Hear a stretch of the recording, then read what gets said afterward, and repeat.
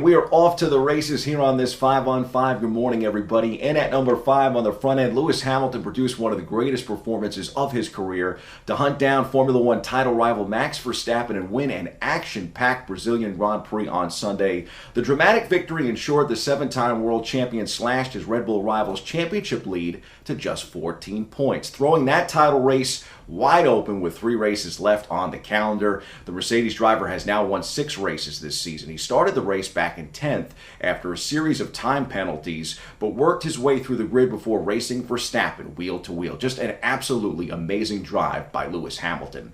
Memorable weekend in F1 and a memorable send-off for Valentino Rossi in MotoGP in the final race of the season in Valencia.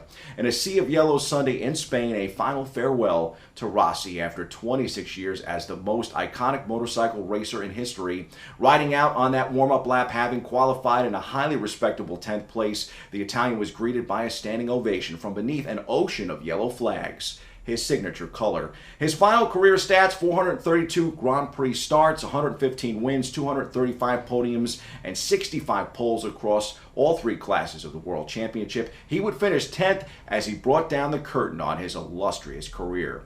Rossi headlines the 4th spot while the New York Jets take number 3, albeit for all the wrong reasons. Gangrene played another horrible defensive game in their 45-17 loss to the rival Buffalo Bills at MetLife Stadium. The 2-7 Jets, young and rebuilding, expected growing pains in 2021, but their defense has performed at an historically bad level. Here's Jets defensive tackle Sheldon Rankins with more. In the simplest of terms, lack of execution. Whether it be, guys not understanding assignments or, just not getting to a place when they need to, a second too late or whatever. But at the end of the day, lack of execution. It showed up over and over. And, we're continuing to work to fix it. This isn't a lack of effort thing. Guys are studying hard. Guys are making sure they're locked in to their assignments and to the game plan. But, for some reason not coming together when we needed to. So we'll continue to fix this thing. We'll continue to fine-tune, get back to the drawing board, and we'll get this thing rolling. It's just been rough so far. Our system prides itself on being able to get better as the year goes on, and obviously, clearly it's not happening. But it is to look at the fundamentals and look at the way we do things, and all the way across the board, the way we're asking, what are we asking our players to do, and then players to be able to look in the mirror and see if they're executing exactly the way we want things executed. So there's a lot of things to look at, and we've got 8 games. Obviously, from here on out, we got to find a way to get better. On to some better news on the NBA hardwood. The Brooklyn Nets have eclipsed 10 wins and are battling atop the Eastern Conference standings. Big turnaround for the Nets and James Harden of late.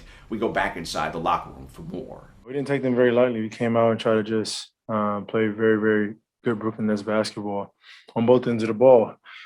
And I think we did that.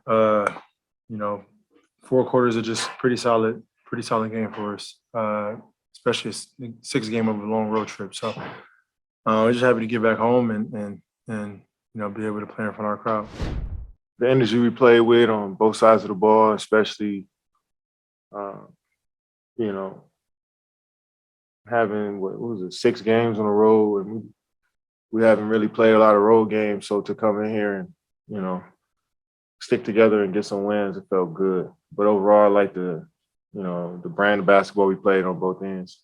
It feels like it should. And obviously we got a long way to go and we're still building on it, but just the confidence and kind of knowing each other a little bit more is helping us a lot. But I think both ends of the ball, we've experienced a little adversity, and then we've experienced, being away from home and having to fight through and grind out different games and go on different runs, and teams coming back against us and how to, get a good shot and get 3 stops in a row to win games. Like, it's been a lot of things that we've had to go through for this road trip. So it was a good test for us. The Nets grabbed the 2 spot. The New York Rangers seized number 1 here with an overtime win over the New Jersey Devils. Big win for the Rangers. Chris Kreider scored the deciding goal in the 7th round of the shootout, and the Broadway Blue Shirts beat their rivals 4-3 Sunday night at the world's most famous arena, Madison Square Garden. Jersey's a quick team, and they played yesterday too. So I thought it was a little bit sloppy at times for both teams, to be honest with you. And then I thought we got some momentum on that power play goal, and we lost some momentum. They scored right on their power play right after that. So we just sort of back and forth, but they're a good team. They got defensemen that can move the puck real well, and they found the middle of the ice a few times on us, and that gave us some trouble for sure. As an offensive player, you always want to produce, but if you go out there and practices, games, work hard, I think it's going to come. And we have a great team, a lot of good players, so it's really fun to be able to play with every guys, and just trying to do our best every night. There's 5 stories that you may have missed. Here's 5, and looking at the week ahead.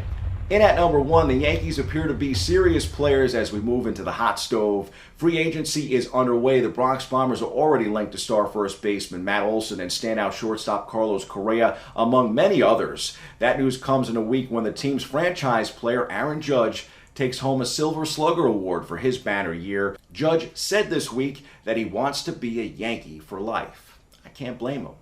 At 2, we want the Battle of the Bronx for life. Manhattan edged Fordham 66-60 last Friday night in Riverdale. The Rams blew the lead late in that game and surrendered this round of the rivalry to the Jaspers. But the beauty of college basketball is tomorrow is another day. We'll have to wait until next season for the next Battle of the Bronx on the men's side, but we won't have to wait that long to see the Rams and the Jaspers play. Fordham tips tonight in the Bronx at Rose Hill against the University of Maryland Eastern Shore, while the Manhattan men are in Orlando for a tournament to take on North Alabama tonight. At 3, the G-men are in Florida. 2, they take on the defending champion Tampa Bay Bucks on Monday Night Football, 8:15 p.m. kickoff for the Giants. At 4, the Jets will be home looking to rebound against another divisional rival, this time the Miami Dolphins are at MetLife Stadium. That game kicks at 1 p.m. on Sunday. And of course, we started with it here and we'll end with it here. Formula One races in Qatar this weekend. You can watch right here in the States Sunday morning at 9 a.m. Eastern on ESPN. We hit the C-list for a Yankee update this offseason.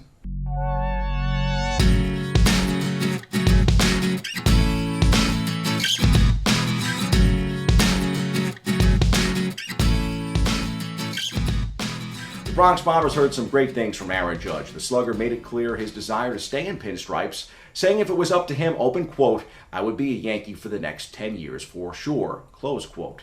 Interestingly enough, he could be heading into his final season here in the Bronx. Aaron Judge will enter free agency after the 2022 season, and while the Yankees do not have any financial issues that should seriously threaten their ability to keep Judge, they do have a couple of hefty contracts on the books. See Cole and Stanton here.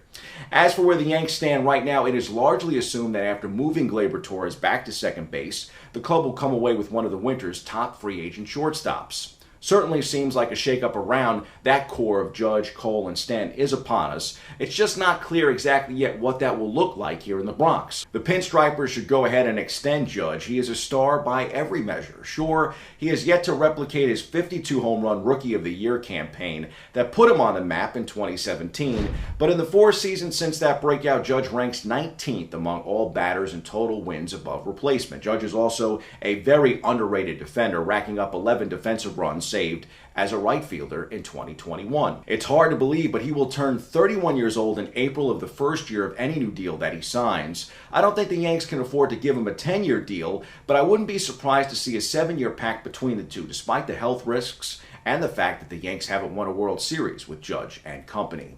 With the team's core, the Bombers may really only be a couple of moves away from getting back to the Fall Classic again. The Atlanta Braves proved this year, folks, the right moves, whether in the offseason or at the trade deadline, make all the difference in October. I guess the baseball gods will be the judge of that. That's your look at sports. I'm Bobby C.